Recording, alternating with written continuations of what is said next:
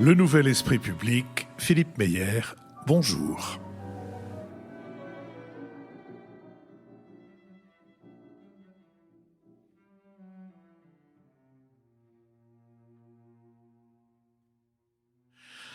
Bonjour, merci de nous avoir rejoints pour ce nouvel enregistrement du Nouvel Esprit Public, en public et à l'école alsacienne, devant un public qui a bravé les difficultés de transport pour revenir nous soutenir et nous donner le dynamisme nécessaire à une conversation au cours de laquelle nous nous efforcerons d'éclairer certains éléments de l'actualité de la semaine écoulée. Nous le ferons avec Jean-Louis Bourlange, député des Hauts-de-Seine, avec François Bujon de l'Étang, ambassadeur de France, avec Béatrice Gibelin, directrice de la revue Hérodote et fondatrice de l'Institut français de géopolitique, et avec Nicole Niesotto, professeure titulaire de la chaire Union européenne au Conservatoire national des arts et métiers.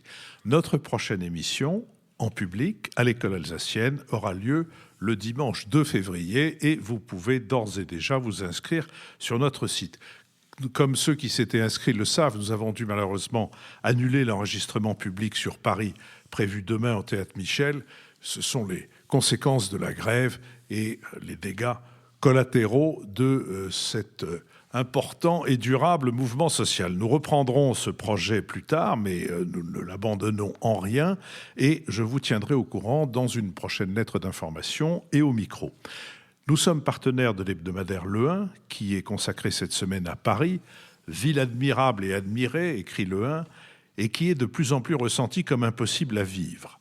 Le 1 fait le point sur les principaux dossiers de la capitale, le logement, les transports, la pollution, la pression touristique, les poches de pauvreté. Et le 1 se souvient du préfet Haussmann et de l'ingénieur Bienvenu, l'architecte du métro, qui avaient l'un et l'autre contribué à rendre Paris habitable et commode. Et on se demande si les décideurs d'aujourd'hui et de demain sauront leur emboîter le pas, alors que, comme le dit dans le 1 le géographe Philippe Estèbe, la municipalité parisienne a peut-être moins de pouvoir que celle de Rodez. Il y a quelques semaines, nous avons été soutenus par un producteur états-unien de podcast, Wondery, au moment où il lançait la version française d'une de ses séries à succès, Guerre de business, dont la première saison était consacrée à la rivalité à rebondissement entre Adidas et Nike. Et ce mardi, la saison 2 de Guerre de business sort et racontera en détail la guerre de 100 ans. 100 ans, en effet, que Coca-Cola et Pepsi-Cola s'affrontent pour prendre la tête du marché mondial. Et entre ces deux géants, la confrontation tient de la démonstration de force aussi bien que de la ruse. L'un baisse ses prix quand l'autre embauche une star mondiale, l'un met la main sur un embouteilleur tandis que l'autre décroche l'exclusivité des ventes en Union soviétique. Bref, chaque épisode apporte de nouvelles révélations sur cette guerre de business. Ça commence donc ce mardi, vous pouvez vous abonner et comme vous l'avez compris, Wondery a une nouvelle fois décidé de nous soutenir. Comme ont décidé de nous soutenir ceux qui nous permettent de vivre grâce à leurs contributions, qui peuvent être défiscalisées à hauteur de 66% et qui ont été particulièrement nombreuses et généreuses à l'occasion des fêtes de Noël et aussi de la fin de l'année fiscale. Nous allons remercier celles et ceux d'entre vous qui ont participé à ces contributions. Et pour ma part, je remercie Antoine Carle, Alain Roger et ses 3 enfants, Vincent Leprince et Jacques Choussy. Béatrice Gibelin. Il me revient de remercier monsieur et madame Georges Roche, Stéphanie Morel, monsieur et madame Alain Roger et François Laval. François Bujon de l'Étang. Et moi, j'adresse nos remerciements à François Ollier-Neutinger, Rachel Besson et Patrick Courbon, Antoine Silberfeld et Patrick Monnier. Jean-Louis Bourlange. Oui, eh bien moi je remercie en votre nom Marek Mozinski, Vincent Malville, Nicolas Laurent et Florence Kiviger. Et Nicole Niesotto. Alors nos remerciements à Louise Lapierre, Christophe Leduc, Pierre Datry et Paul Chalère. Merci à elles, merci à eux, merci à celles et ceux qui ont suivi, qui suivent et qui suivront leur exemple. Nous allons maintenant nous intéresser à l'enjeu iranien. Ordonné par Donald Trump, l'assassinat ciblé du général iranien Qassem Soleimani dans la nuit du 2 au 3 janvier près de l'aéroport de Bagdad a provoqué une onde de choc au Moyen-Orient.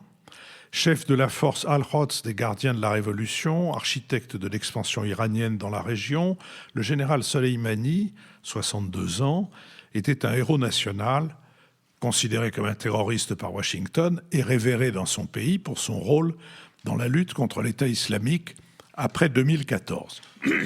Pardon. Ces funérailles ont rassemblé une foule immense, plus nombreuse, a-t-on dit, que celle de l'ayatollah Khomeini, et le Parlement irakien a sommé les forces américaines de quitter le pays, ce que les États-Unis ont annoncé, puis démenti, accepté. Cet assassinat intervient après une longue période de tension, puis une récente escalade entre les États-Unis et l'Iran. En mai 2018, Donald Trump dénonce unilatéralement l'accord sur le nucléaire iranien signé en juillet 2015. Il impose une nouvelle politique de sanctions qui a coûté à Téhéran 200 milliards et entraîné une forte récession dans le pays. En réponse, l'Iran entame un plan de réduction progressive de ses engagements en matière nucléaire. Fin 2019, l'escalade devient militaire. Le 29 décembre, 5 installations iraniennes en Syrie et en Irak sont visées par des chasseurs F-15 américains qui tuent 25 miliciens. Le 31 décembre, 2 jours plus tard, et le 1er janvier, des milices chiites assiègent et envahissent l'ambassade américaine ultra sécurisée à Bagdad. Donald Trump réplique par l'assassinat du général Soleimani, suivi une semaine plus tard par des tirs de missiles iraniens sur des bases militaires irakiennes abritant des soldats américains, sans qu'il y ait officiellement de victimes. Quelques heures après cette réplique iranienne, un Boeing 747 d'Ukraine International Airlines s'écrase après son décollage de Téhéran, faisant 176 victimes, dont 157 ressortissants canadiens, pour beaucoup binationaux iraniens. Hier, l'état-major des forces armées iraniennes a déclaré qu'une erreur humaine était à l'origine de la catastrophe. L'appareil a été pris pour un avion hostile et a été touché alors que les menaces ennemies étaient au plus haut niveau, précise le communiqué publié par l'agence officielle IRNA. L'OTAN a suspendu ses opérations en Irak et la coalition anti-djihadiste conduite par les États-Unis les a réduites tout en renforçant la sécurité des bases où sont déployés des Américains. À Istanbul, les présidents turcs Recep Tayyip Erdogan et russe Vladimir Poutine ont exhorté mercredi les États-Unis et l'Iran à la retenue et appelé à donner la priorité à la diplomatie pour faire baisser les tensions dans la région. Sur cette question, François Bujon de l'Étang. Je vois que vous donnez aussi la priorité à la diplomatie, mon cher Philippe, c'est très bien. Vous avez rappelé la succession d'événements qui se sont produits, qui se sont déroulés au cours des 2 dernières semaines et qui ont mené à l'assassinat du général Qassem Soleimani et à ce qui s'en est suivi. On peut effectivement regarder le déroulement événementiel, je dirais, de cette séquence, mais il faut essayer de s'en sortir pour replacer tout ça dans le temps long. Le temps long, c'est quand même un affrontement entre les États-Unis et l'Iran qui dure depuis très longtemps. En fait, on peut dire depuis 40 ans si vous pensez à la prise d'otage de l'ambassade américaine à Téhéran en 1979, mais on pourrait même remonter plus loin dans le temps et aller jusqu'au renversement de Mossadegh en 1953 et à l'intermède du Shah. Mais ce qu'il faut voir, c'est bien ça. Ce sont 2 puissances qui sont dans une situation d'antagonisme à peu près inexpiable. Les États-Unis veulent évidemment, bien qu'ils s'en défendent, un changement de régime à Téhéran et veulent en finir avec le régime des mollahs, que pour l'instant ils cherchent à étouffer sous des sanctions économiques qui rendent la vie économique extraordinairement difficile en Iran et aux Iraniens. Et l'Iran, de son côté, n'en fait pas mystère, veut bouter les États-Unis hors du Moyen-Orient pour de bon et obtenir au moins le départ des troupes américaines dans leur périphérie immédiate, notamment d'Irak. Ça, ce sont les 2 objectifs totalement inconciliables de ces 2 ennemis irréconciliables. Alors, dans ce temps long, évidemment, si on le regarde plus en détail et qu'on fait un zoom, on ne compte plus les erreurs graves ou gravissimes accumulées par les États-Unis d'Amérique, je dois dire, depuis le début jusqu'à nos jours. Il y a évidemment la funeste guerre d'Irak de 2003 qui aura été la plus grave de ces erreurs stratégiques à tous égards. Elle aura amené la destruction de l'armée irakienne et la destruction du Baas, ce qui a donné libre cours ensuite à la formation de milices sunnites qui elles-mêmes auront largement contribué à la naissance de Daesh.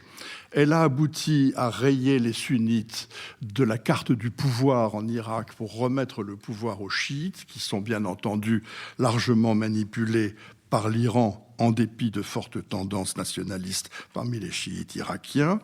Et elle aura surtout privé l'Iran, si j'ose dire. Elle aura offert à l'Iran ce cadeau extraordinaire de la priver de son ennemi irakien, avec qui l'Iran avait mené une guerre épouvantablement sanglante dans les années 80, une guerre qui a fait 1 million de morts, il faut quand même le rappeler.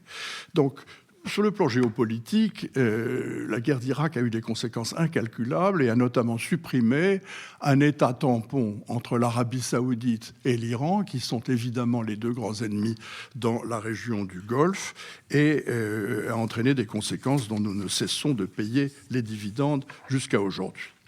Plus récemment, mais tout aussi funeste, a été la décision du président Trump de se retirer de l'accord nucléaire de Vienne de juillet 2015, cet accord qu'on appelle par cet acronyme barbare de GCPOA, qui était un excellent accord à tous égards. Il n'y avait vraiment que Trump, pour ne pas le reconnaître, et bien entendu Netanyahou et le Likoud, sans proposer d'ailleurs aucune espèce d'alternative à cet accord nucléaire, qui avait le mérite de geler le programme nucléaire iranien, car les Iraniens observaient les dispositions, mais en échange, ce que devaient payer les Américains en échange était évidemment une levée au moins partielle et progressive des sanctions qui ne s'est jamais produit. Et le retrait des Américains de l'accord de Vienne de juillet 2015 marque le début du processus qui a amené au renforcement des sanctions, etc., et aux événements qui se sont déroulés jusqu'à la semaine dernière. Les États-Unis veulent exercer la pression maximum sur Téhéran pour l'amener à renoncer à sa politique agressive et disruptive au Moyen-Orient, dont Qassem Soleimani était évidemment le fer de lance, et c'est ce qui est à l'origine, si vous voulez, de la séquence actuelle. Les Américains, plus que le gel du programme nucléaire, voulaient assurer l'avenir, qu'est-ce qui se passerait après 2025, échéance de cet accord, voulaient obtenir en même temps un gel des activités balistiques de l'Iran et voulaient surtout obtenir que l'Iran mette fin à ses activités expansives au Moyen-Orient, dont le général Soleimani s'est fait l'instrument depuis le Liban jusqu'au Yémen, en passant bien entendu par la Syrie, dans laquelle il a joué un rôle très important, puisque, il faut le rappeler, c'est lui qui est allé à Moscou convaincre M. Poutine en 2015 qu'il fallait intervenir militairement en Syrie pour sauver le régime de Bachar el-Assad. Alors c'est dans ce contexte qu'il faut évidemment évaluer la décision d'éliminer Qassem Soleimani. Et là, je dois dire que, bien sûr, on peut dire c'est une erreur de plus des Américains, une erreur de calcul, décidément, il n'a aucun sens stratégique. C'est aller un peu vite que de dire cela, je crois.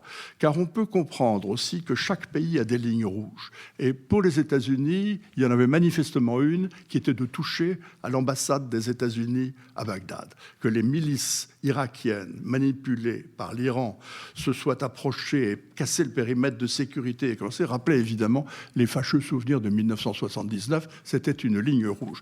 Et on a assez accusé les Américains, ou plutôt on s'est assez interrogé sur les raisons pour lesquelles les Américains n'avaient pas réagi à certains épisodes précédents. Quand les Iraniens ont abattu un drone en juin 2019 au-dessus du Golfe, un drone américain, les Américains n'ont rien fait et Trump a même été jusqu'à décommander ou rappeler une mission de bombardement qui était prête à décoller. Quand ensuite les Iraniens ont attaqué avec des missiles une grande raffinerie saoudienne qui se trouvait sur la côte du Golfe, les Américains n'ont rien fait non plus et grosso modo se sont tournés vers leurs amis saoudiens et leur ont dit « good luck, et si vous voulez, on est prêt à vous revendre encore 15 milliards de dollars d'armement supplémentaire, mais débrouillez-vous tout seuls ». Ils n'ont rien fait et au fond, cette fois-ci, là, je pense que la ligne rouge a été l'ambassade et que la perte de crédibilité dont les Américains souffraient devait être corrigée. C'est probablement la décision pour laquelle ils ont décidé d'appuyer sur la gâchette, parce qu'il ressort de tout ça et de tout ce qu'on sait que le général Qassem Soleimani se déplaçait beaucoup à travers le Moyen-Orient. Et je suis sûr que les Américains l'avaient dans le viseur de la lunette de leur fusil en permanence. Simplement, ils n'ont jamais appuyé sur la gâchette. Là, ils l'ont fait. Et du coup, la donne est un petit peu changée parce que la crédibilité américaine est remise en jeu. Et pour partie rétablie par cette...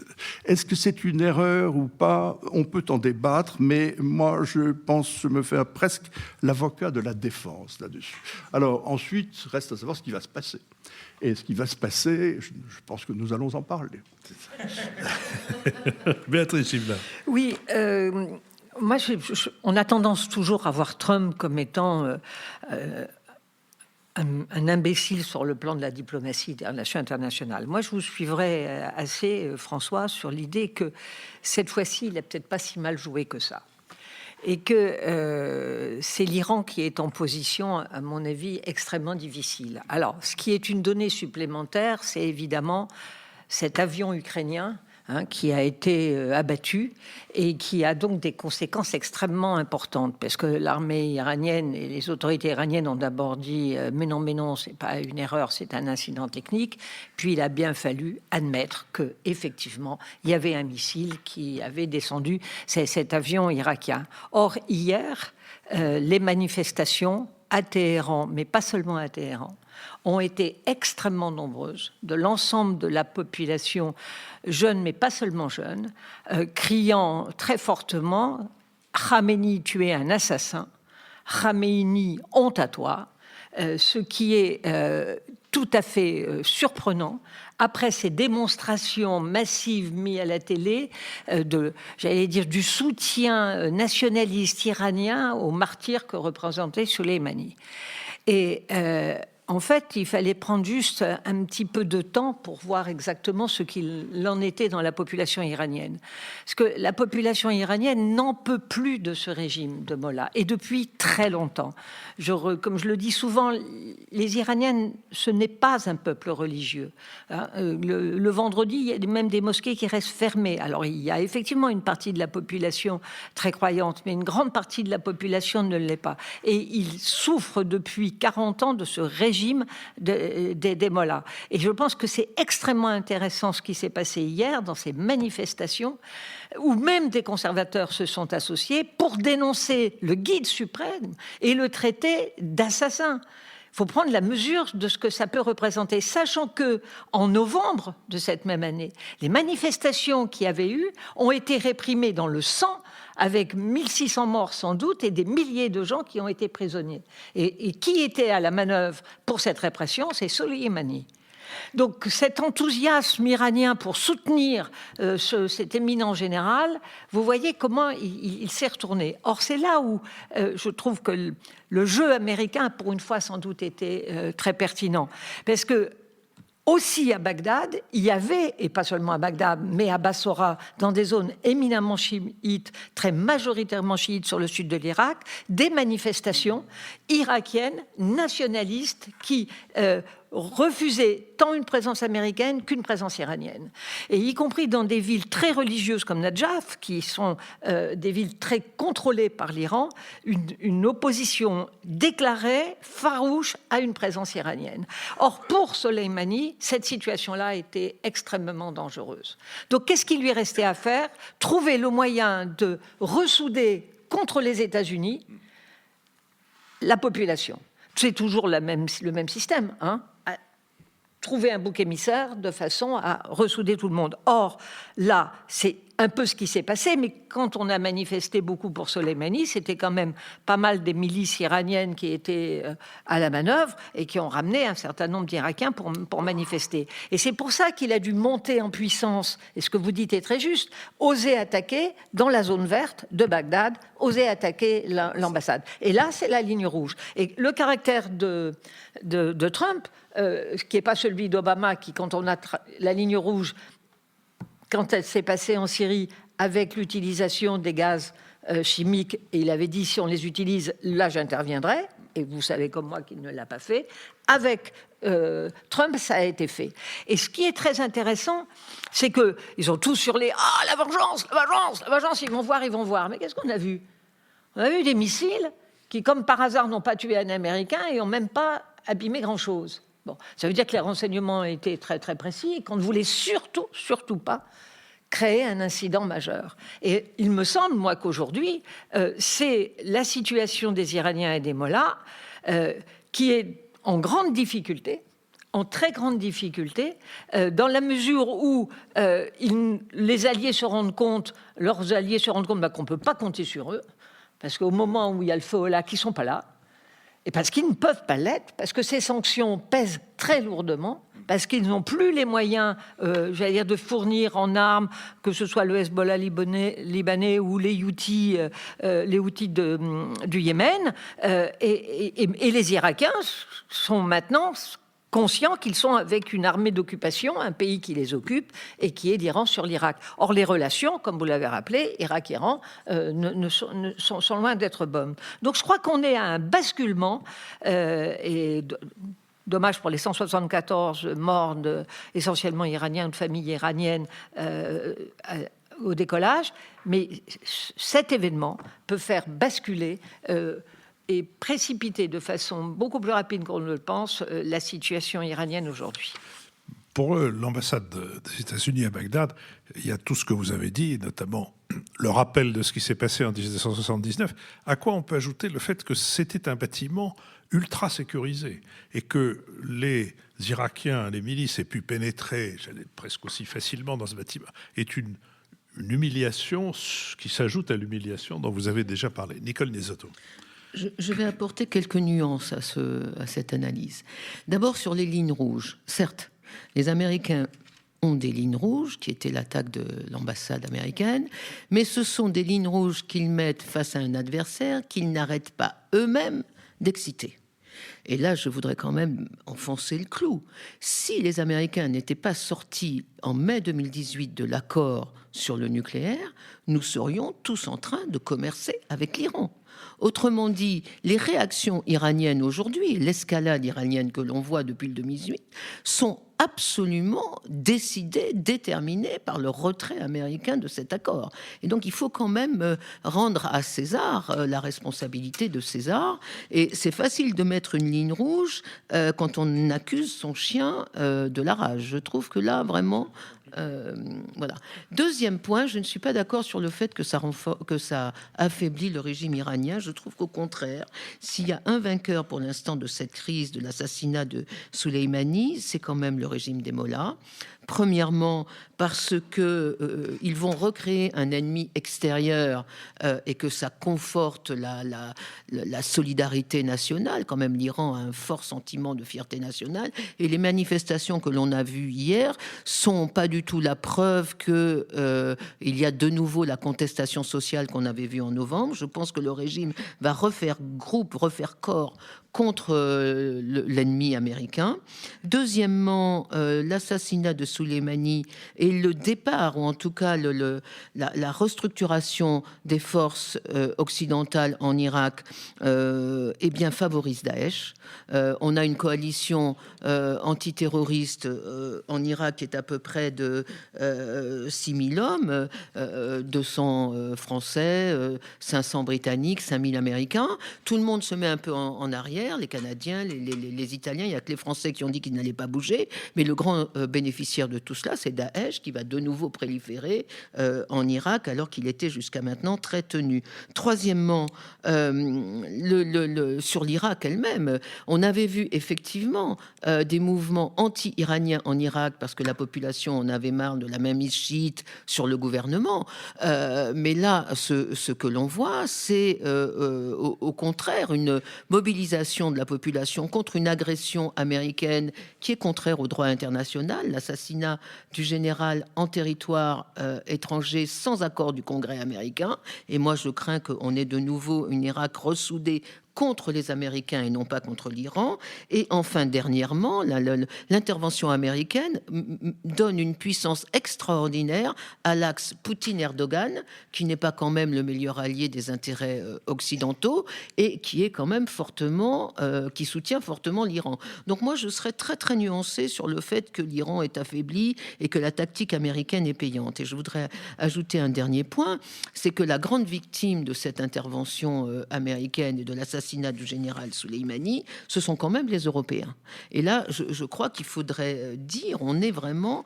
la crise iranienne comporte tous les éléments de ce que devrait être un divorce salutaire des Européens par rapport aux États-Unis. Premièrement, le non-respect de la parole donnée en 2018, puisque quand même Trump annule la signature d'Obama, et ce qui fait que les Européens peuvent se poser la question sur la valeur de l'article 5 sous Donald Trump, s'il ne respecte aucune signature de la démocratie américaine.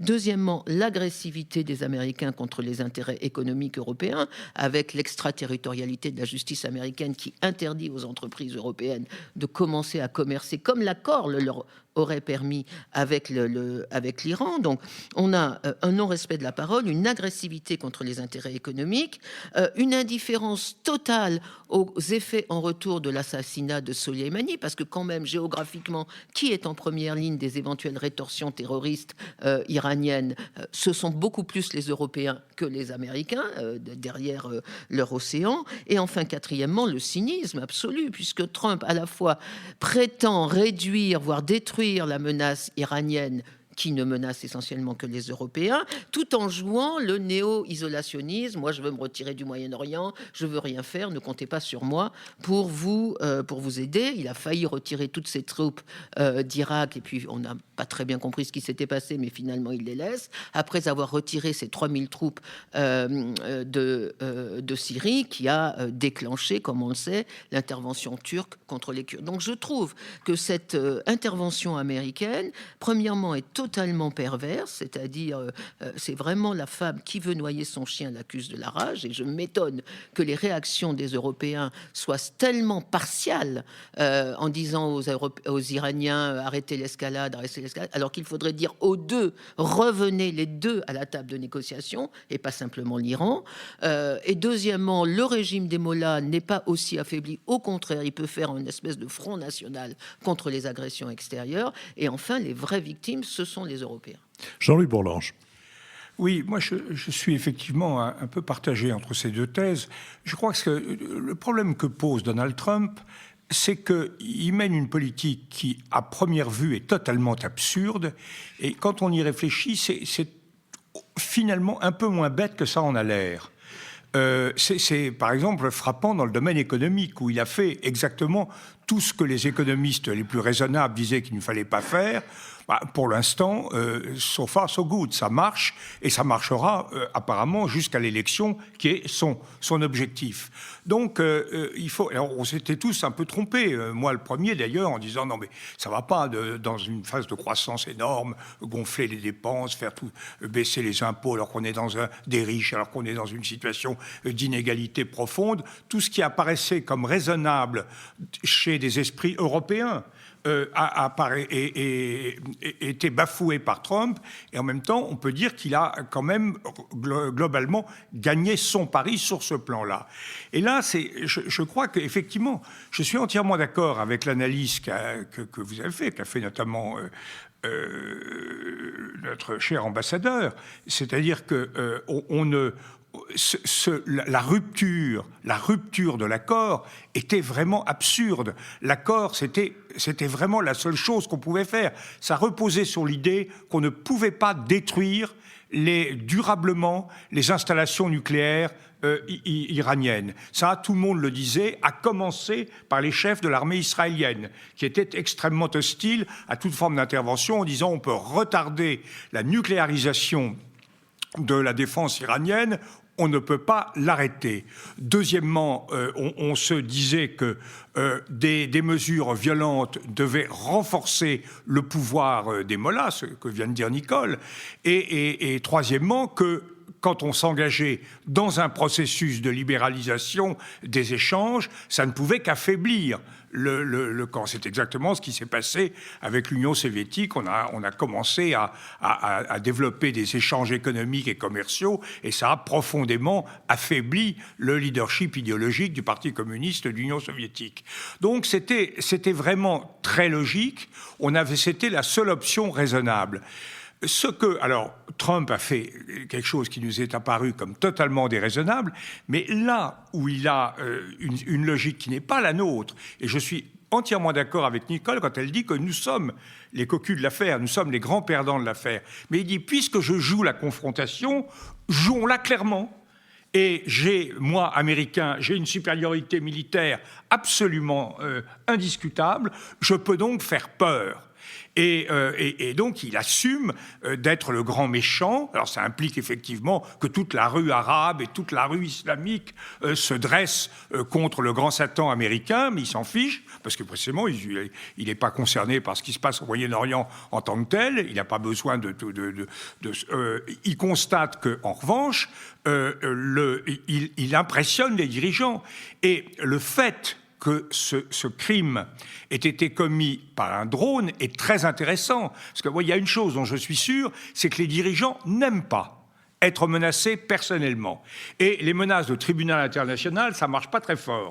Là, le dirigeant iranien qui se fait pulvériser en sortant de sa voiture, ou dans sa voiture, c'est quelque chose qui est extrêmement impressionnant. Et on voit bien à quel point les Iraniens ont eu une réaction extrêmement prudente. Et la seule chose qu'ils aient faite, c'est cette immense bavure de la destruction de l'avion canado-ukrainien. Et ils sont dans un état de consternation. Ils ont été obligés de reconnaître. Parce que vous imaginez ce que ça a dû être que les décisions intérieures au cercle dirigeant iranien pour dire que c'était eux qui avaient fait ça par mégarde. Ils perdent complètement la face dans cette affaire. C'est absolu. Et ils l'ont fait. Ils sont donc dans une situation effectivement assez dangereuse. Et la réaction, compte tenu de la ligne rouge implicite qui était l'occupation de l'ambassade de Bagdad, c'était effectivement beaucoup plus logique, à mon avis, que moi je suis beaucoup plus indulgent à l'égard d'Obama sur le fait qu'il ne soit pas intervenu. L'erreur d'Obama, c'est d'avoir dit avant qu'il y avait une ligne rouge. Là, ils n'avaient pas dit qu'il y avait une ligne rouge, mais il y avait une ligne rouge, et elle était assez claire politiquement, qui était l'occupation d'une ambassade. Et là, cette réaction est apparue comme relativement légitime. L'Iran s'appuie un peu sur la Turquie, pas mal sur la Russie, mais globalement, au Moyen-Orient, ils sont quand même extrêmement isolés. Entre Israël et les sunnites, ils sont quand même extrêmement isolés. Donc, je trouve qu'il y a une logique de force, d'épreuve de force, qui n'est pas la nôtre, et qui est extrêmement dangereuse. J'en reconnais volontiers qu'on ne sait pas du tout où ça va. On voit bien que les gens se servent d'armes, ils ne savent pas comment. Et tout ça peut nous éclater au visage à tout moment. On ne sait pas comment on peut trouver un modus vivendi correct, mais effectivement, je crois que Trump est dans sa logique. À partir du moment où il a dénoncé l'accord, ce qui n'était pas une bonne décision, il avait intérêt à montrer ses muscles. François Bujon de l'Étang. Oui, il y aurait beaucoup de choses à dire, mais on va essayer de s'en tenir à l'essentiel. Le premier point que je voudrais mettre en lumière ici, c'est qu'il est beaucoup trop tôt pour dire s'il y a des perdants ou des gagnants au dernier épisode. Il va y en avoir d'autres, des épisodes, il y en a toutes les semaines. C'est une séquence qui va continuer à se développer. Je voulais simplement dire que cette fois-ci, en montrant le muscle, effectivement, les Américains ont tactiquement marqué un point, même si stratégiquement, on peut évidemment dire, à juste titre, que ce n'est peut-être pas si judicieux, puisque d'un côté, on a ressoudé un certain nombre d'Iraniens autour de cette espèce d'icône qui était l'image de Qassem Soleimani, et d'un autre côté, vis-à-vis des Irakiens, les Américains ont quand même été extraordinairement brutaux puisqu'ils les ont traités comme nuls et non avenus, qu'ils ont assassiné un chef iranien sur leur territoire et qu'au fond, ils ont l'air de leur faire le reproche de ne pas avoir été capables d'assurer la sécurité dans la zone verte. Mais tout ça, c'est tactique. Gagnant, perdant, c'est beaucoup trop tôt pour dire qui est gagnant et qui est perdant. Ce qui est vrai, c'est que les Américains n'ont pas de vrai sens stratégique sur ce qui se passe au Moyen-Orient, et le simple fait qu'ils viennent finalement de frapper différemment, d'une part les Kurdes et d'autre part les milices irakiennes pilotées par l'Iran, veut dire qu'ils ont frappé leurs deux meilleurs alliés dans la lutte contre Daesh. Donc, effectivement, tout ceci va probablement bénéficier à une certaine résurgence d'un terrorisme sunnite. Mais attendons pour juger. Tout ceci se joue, c'est une longue affaire. Elle s'est jouée sur 40 ans et elle continue à se jouer.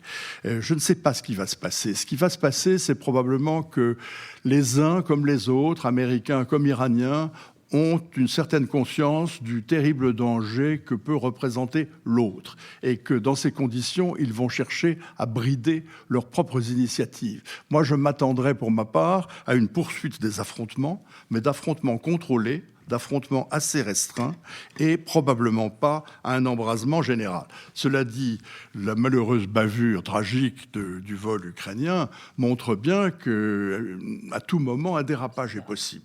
Et on est dans un jeu qui est extraordinairement dangereux puisque, comme chacun sait, une guerre par accident peut toujours arriver. Je trouve d'ailleurs incroyable, sur le plan de l'incident du Boeing ukrainien, que les Iraniens, dont les batteries apparemment anti-aériennes sont situées assez près de Téhéran, aient tiré des missiles à partir de leurs batteries sans avoir fermé leur espace aérien et en laissant un aéroport international comme l'aéroport de Téhéran continuer à fonctionner. Ça prouve que ce régime a des dysfonctionnements extrêmement graves. Et ceci, en un sens, est un sujet de grande préoccupation. Voilà. Alors, quant aux Européens, juste un mot pour dire que les Européens, ma pauvre Nicole, ne comptent absolument pas dans cette affaire. Ils sont complètement balayés.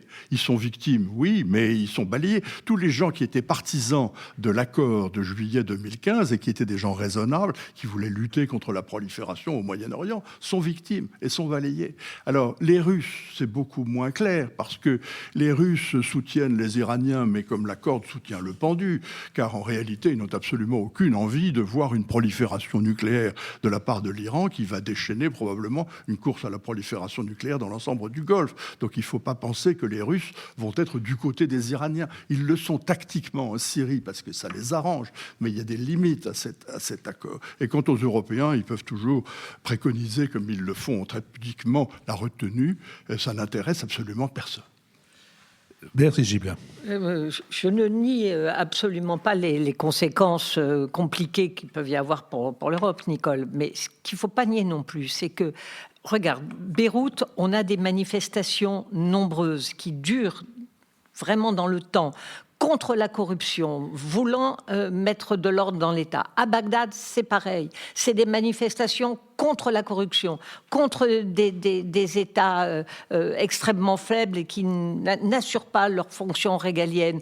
Je crois qu'il ne faut pas balayer d'un coup ce qui est aujourd'hui des prises de conscience avec des prises de risque tout à fait importantes. Et Soleimani, je le redis, c'est pas parce qu'on a vu des manifestations où chacun pleurait, ah, mon Dieu, ce grand martyr, icône de l'Iran. Oui, parce qu'il menait la guerre contre le djihad sunnite et que pour les chiites c'était important, mais non parce qu'à l'intérieur pour la population c'est un sanguinaire, c'est quelqu'un qui est à l'origine de très très fortes répressions.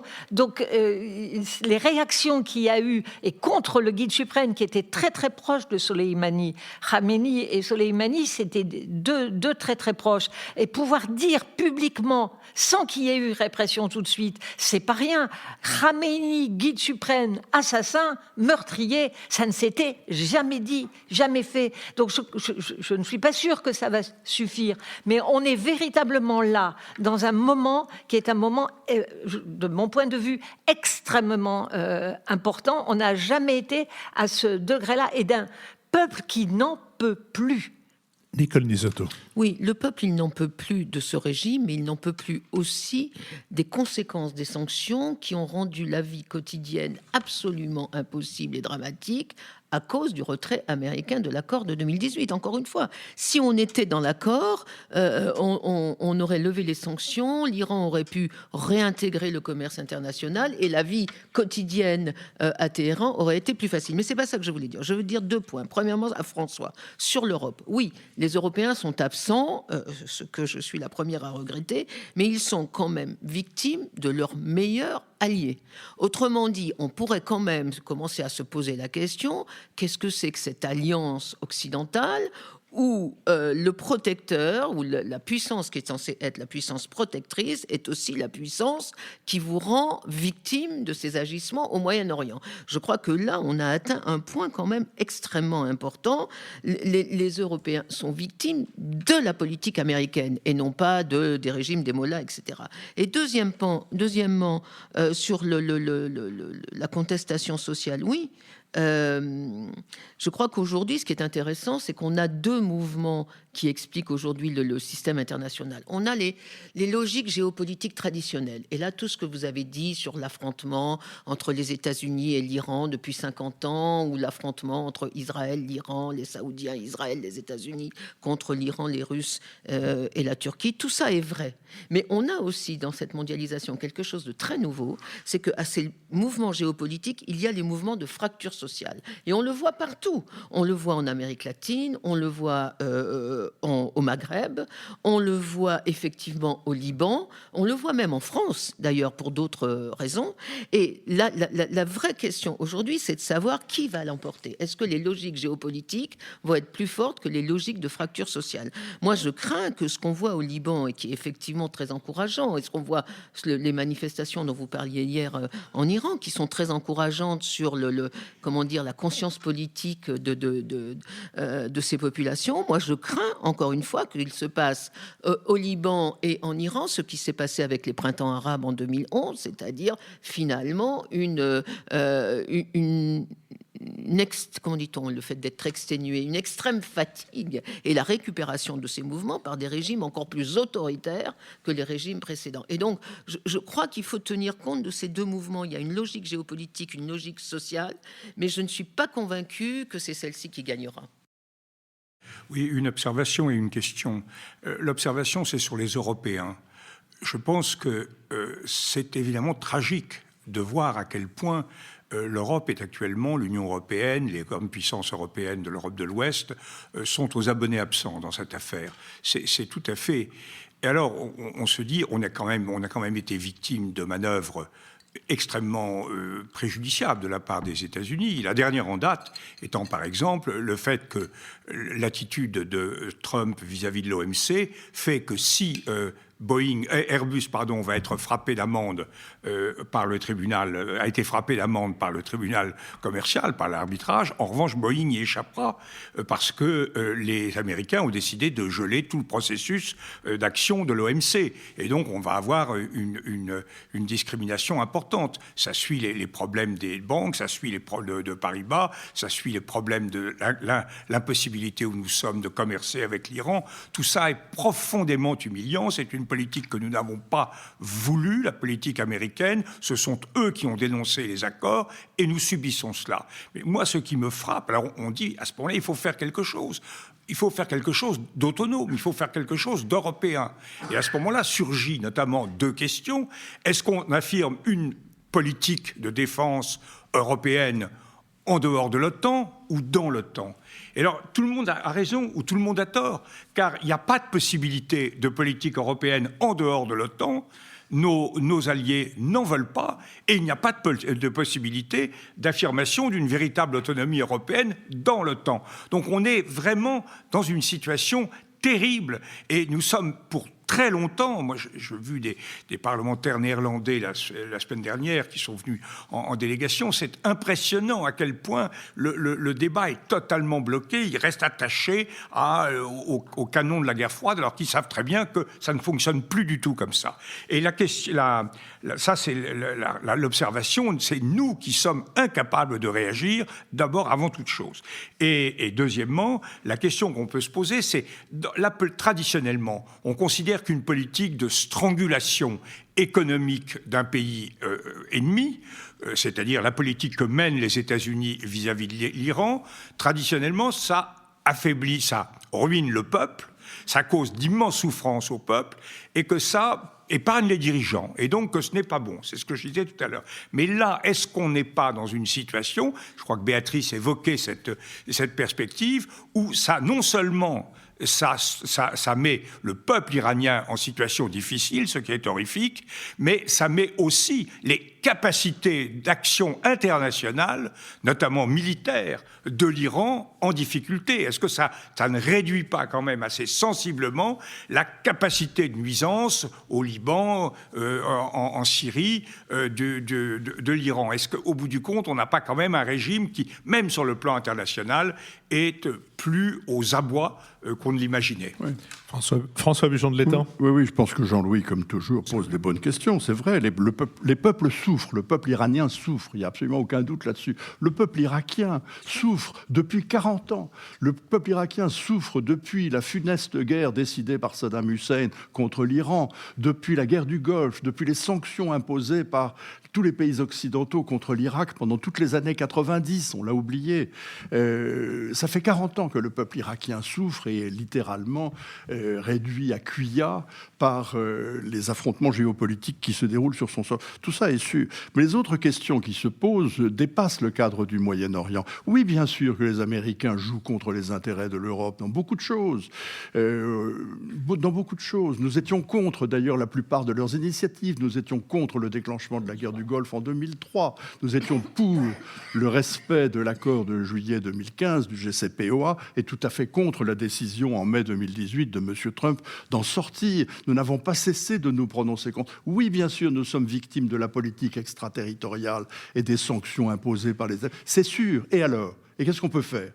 À l'époque où j'étais, excusez-moi, mais nous avons un président de la République qui dit que l'OTAN est en état de mort cérébrale. C'est quand même une déclaration assez forte. Donc c'est vrai que tous les sujets que vous posez, celui de l'alliance, celui de la garantie américaine, sont des sujets qui sont grands ouverts. Et nous sommes en effet obligés de constater que la protection américaine ne nous est pas garantie et que par contre nos intérêts sont régulièrement foulés aux pieds par les États-Unis. Mais enfin, à l'époque où j'étais, l'époque lointaine maintenant, où j'étais ambassadeur aux États-Unis, quand je parlais à des auditoires français, des relations franco-américaines, je leur disais qu'il fallait toujours, en matière de relations franco-américaines, se rappeler 3 fables de La Fontaine. La première, c'est le coq et la mouche. Nous étions volontiers dans le rôle de la mouche. Le second, c'était la grenouille qui veut se faire aussi grosse que le bœuf. Et nous ressemblons plus à une grenouille qu'à un bœuf. Et le troisième, c'est le pot de terre et le pot de fer. Et je vous laisse tirer vos propres conclusions. C'est la même fable. Oui. Nous n'ajouterons pas le pot de vin. Béatrice Giblet. Oui, je reste convaincue que les mouvements des peuples, même s'ils peuvent être réprimés et que les mollahs s'y emploient avec un grand savoir-faire.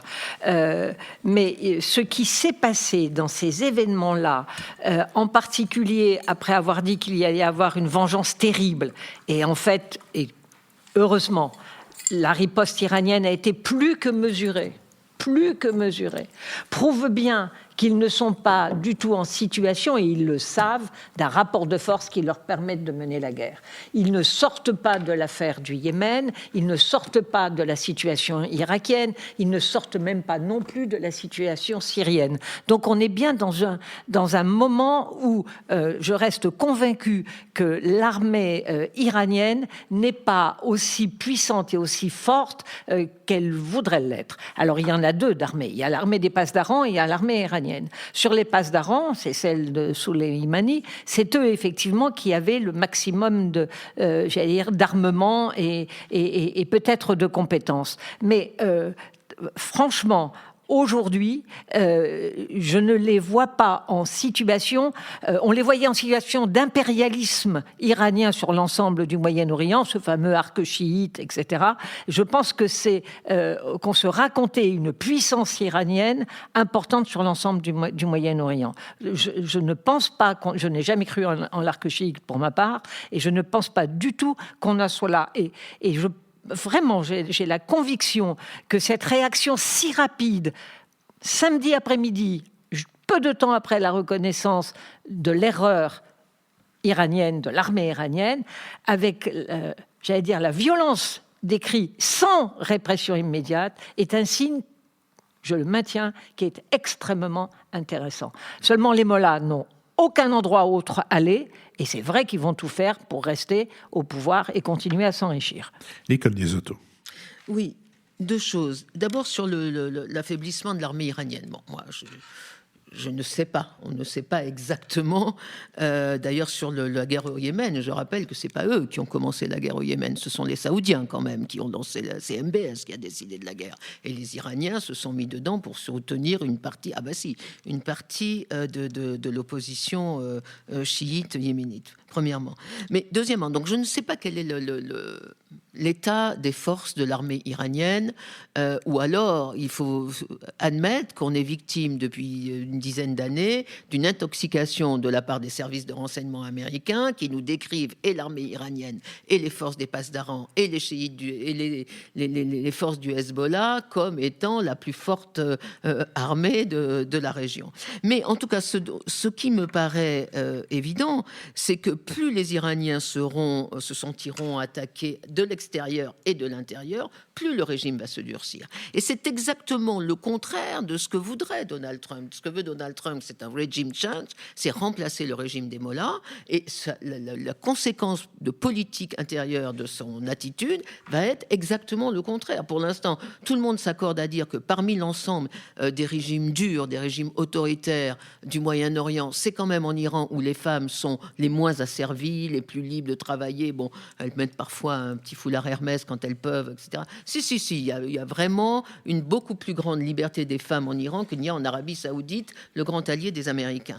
Mais si l'objectif de la politique de regime change de Donald Trump, c'est de transformer l'Iran en dictature véritablement des mollahs, je ne suis pas sûr qu'on ait à se féliciter de cette politique. Et deuxièmement, pour l'Europe, là qu'on est tous, je crois, complètement d'accord et navrés et désespérés de l'absence de politique et de l'absence d'alternatives européennes. Moi, c'est pour ça que je crois vraiment, ou j'espère, que l'Iran, c'est la dernière couleuvre à avaler de la part des Européens. Parce que quand on fait la somme des enjeux qui sont impliqués dans l'Iran et que j'ai essayé de décrire tout à l'heure, je crois que la crise, elle est devenue nécessaire. Alors évidemment, il n'y a que la France qui porte potentiellement, rhétoriquement en tout cas, un projet alternatif vis-à-vis des Européens. Mais il y a quand même un moment où les Européens peuvent se poser la question de ce qu'est la protection américaine. Ils nous protègent contre quoi ? En tout cas, ils ne nous protègent pas contre les États-Unis, contre les activités hostiles des États-Unis. Donc il y a un moment où il faudra se poser la question du bénéfice de la protection américaine contre quoi ? Aujourd'hui, les Européens sont menacés par une double stratégie d'incertitude. Les Russes menacent par les Européens de l'Est d'une incertitude stratégique. On ne sait pas s'ils vont faire des interventions dans les pays baltes, on ne sait pas trop. Donc les Européens de l'Est sont complètement tétanisés par l'incertitude sur la menace russe, et les Européens, entre guillemets, de l'Ouest et les autres sont totalement tétanisés par l'incertitude américaine. On ne sait pas s'ils vont partir, pas partir. Du coup, l'Europe est paralysée. Mais je crois qu'il faut sortir de cela. C'est ici que je vais jouer pleinement mon rôle, qui est celui d'être le premier auditeur à l'intérieur de cette émission. Nous avions prévu, comme vous le savez sans doute, de parler également de l'après Carlos Ghosn, non pas pour évoquer ses ennuis judiciaires. Il y a d'ailleurs une telle quantité de procureurs amateurs qui circulent dans les rédactions, sur les plateaux des radios et des télévisions, sans compter les réseaux sociaux, pour qu'il soit inutile que nous ajoutions à leurs investigations rapides et décisives nos propres tentatives d'y comprendre quelque chose. Par contre, nous avions déjà, dans une émission qui a été diffusée le 9 avril dernier, et à laquelle je vous renvoie volontiers, nous avions déjà évoqué les autres aspects de l'affaire Ghosn, ce qui, je puis dire, concerne tout le monde, c'est-à-dire qui concerne d'une part les rapports entre les États, l'État français, l'État nippon et les industries, en l'occurrence l'industrie automobile, et ensuite les conséquences de l'arrestation et de l'immobilisation pendant de longues semaines de Carlos Ghosn sur l'alliance Renault-Nissan et sur cette alliance qui ne s'est pas faite avec Chrysler.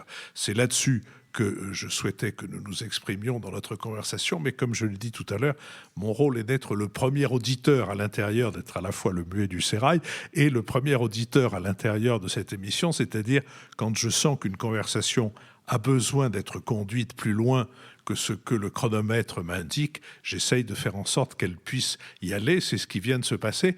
Mais il se trouve que nous sommes ici en public à l'école alsacienne, c'est-à-dire que c'est le dimanche où, après l'émission, il y a un bada. Et peut-être que pendant ce bada, vous aurez sur l'affaire Ghosn des questions auxquelles nous répondrons. Je rappelle que le bada est diffusé au milieu de la semaine, en général le mercredi après-midi, après avoir fait l'objet des différentes manipulations techniques nécessaires. Je rappelle aussi que pour ce qui est de l'émission d'avril sur l'affaire Ghosn, il y a à la fois l'enregistrement et aussi le compendium de cette émission. Nous sommes donc maintenant arrivés à la dernière de nos séquences, la séquence des brèves. Je vais l'ouvrir. Je crois que Jean-Louis Bourlange me dit quelque chose, mais Jean-Louis n'a encore pas compris que la radio se faisant pour l'animateur de l'émission avec un casque, je n'entends rien de ce qui n'est pas dans le casque. C'est-à-dire qu'il pourrait être en train de me traiter de tous les noms que Capitaine Haddock a l'habitude d'annoncer. Je le regarderai avec un sourire je voulais de simplement dire circonstance. que je m'étais vraiment préparé à cette émission, et pour preuve, j'avais garé ma voiture entre une Renault Capture et une Renault Évasion. Je précise que la voiture de Jean-Louis Bourlange est une Renault Trafic. Pour ouvrir notre séquence, qui est la séquence des brèves, je voudrais recommander un petit livre qui n'est pas récent, qui a été imprimé en janvier, qui a été déposé en janvier, dépôt légal en janvier 2018. C'est un livre de Philippe Frémaux, éditorialiste d'Alternative économique, homme de gauche. Le livre s'appelle « Après Macron ». Il a été publié aux éditions Les Petits Matins, et non pas Les Petits Malins, Les Petits Matins. C'est un livre qui, d'une part, propose une analyse que je trouve très riche des raisons pour lesquelles Emmanuel Macron est devenu président de la République.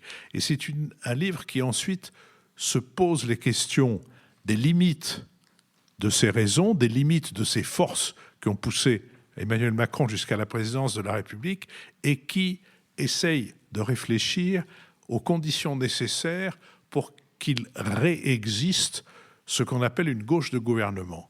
C'est écrit avec une grande efficacité. Quand on dit en France écrire avec efficacité, ça a l'air d'être un peu comme ça, un faux compliment. Pas du tout. C'est écrit avec la force d'un raisonnement qui ne se perd dans aucune fioriture, et qui, à mon avis, a un livre qui, si ancien qu'il soit par rapport à l'élection d'Emmanuel Macron, a absolument toute sa force.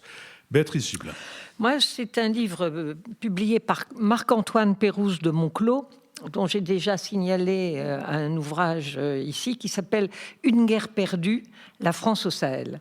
Et la thèse de Marc-Antoine Pérouse de Monclos est de dire qu'en fait, cette guerre, on ne peut pas la gagner. On ne peut pas la gagner parce que, d'abord, c'est un territoire immense. Avec 4500 hommes, ça suffira, loin d'être suffisant, bien sûr.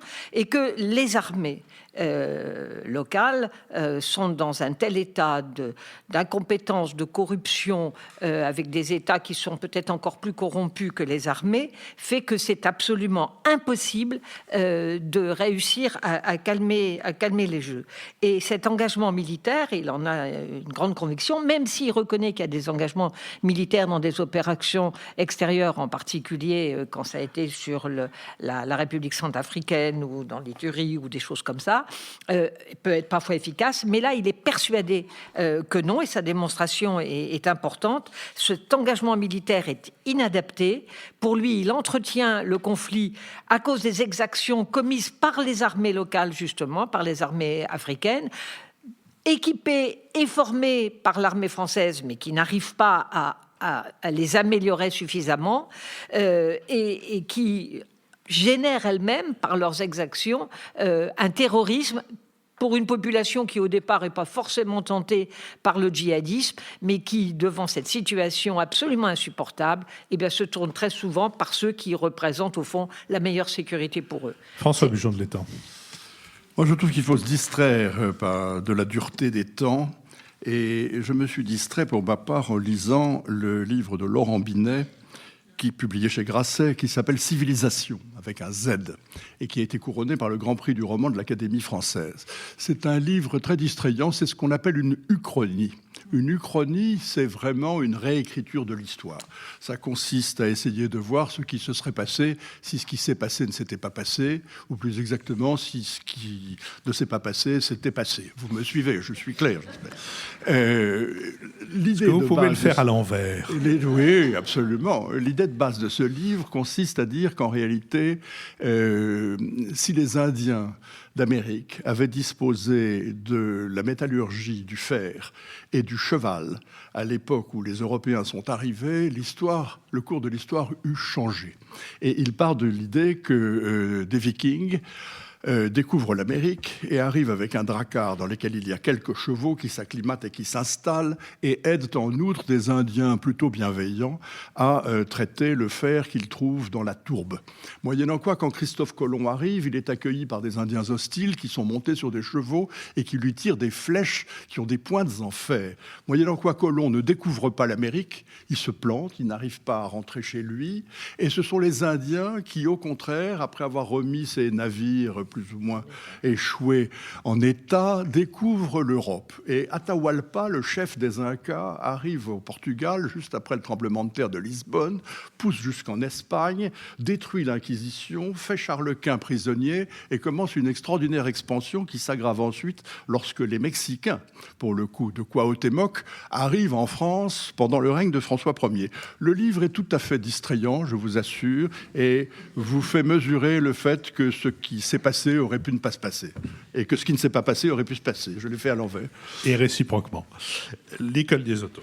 Alors, moi, je voudrais recommander un livre collectif sous la direction de Michel Duclos, qui est notre ancien ambassadeur en Syrie, qui s'appelle Le monde des nouveaux autoritaires et qui est paru à l'Institut Montaigne et aux éditions de l'Observatoire. C'est un livre extrêmement intéressant pour deux raisons. D'abord, il y a une collection de portraits, de 18 portraits de leaders autoritaires, dictateurs, populistes, qui vont de Donald Trump à Sisi, à l'ayatollah Khamenei d'ailleurs, à Viktor Orban, Netanyahou, Modi, Salvini, Xi Jinping et j'en passe. Donc il y a une série de portraits extrêmement intéressants, très courts, mais très intéressants parce qu'ils essayent de montrer les racines locales de leur popularité et de leur montée en puissance. Et puis il y a une deuxième partie passionnante qui est une analyse de Michel Duclos sur ce besoin d'autorité qui est à ses yeux la marque du début du XXIe siècle, la marque des années 2010, comme le besoin de liberté avait été la marque des années 80-90. Et il essaye d'en comprendre la nature un peu partout dans le monde, pas seulement en Occident, mais un peu partout, et il en voit deux causes majeures. Premièrement, l'intervention américaine en Irak en 2003, qui a à ses yeux ruiné le modèle américain, disons l'illusion d'un progrès mené par les Occidentaux, et deuxièmement la crise de 2008 et qui a ruiné la promesse de l'économie libérale de marché, d'une prospérité à peu près égale pour tous. Et donc c'est un livre très très intéressant, et ne serait-ce que pour les portraits, je trouve que ça permet de rentrer dans l'intérieur, dans les raisons de cette montée de l'autoritarisme aujourd'hui autour de nous, qui est à la fois salutaire et inquiétante. Jean-Louis Bourlange.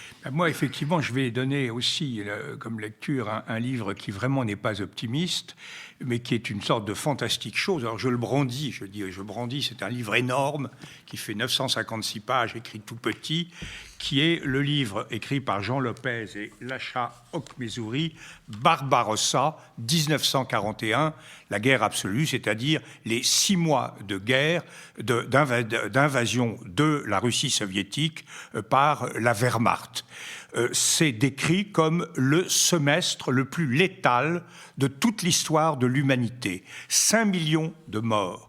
Et c'est un livre hallucinant, d'une minutie parfaite, qui montre l'horreur de la violence centrifuge nazie et de la violence la violence centripète stalinienne, l'un s'attaquant aux autres, Staline s'attaquant à son peuple, tout cela sur des bases, avec des moyens dont il montre qu'en fait les Allemands n'avaient pas les moyens en réalité de gagner la guerre, que dès le début ils sont en situation d'excès d'exposition par rapport aux Russes, et il sous-estime, il relativise le retard qu'on avait toujours attribué à l'intervention allemande à cause de l'effondrement des Italiens en Grèce, qui avait conduit Hitler à intervenir et à reporter de quelques jours son intervention en Russie. Il dit que ça, c'est pas important, mais il montre en réalité la formidable violence de ces deux régimes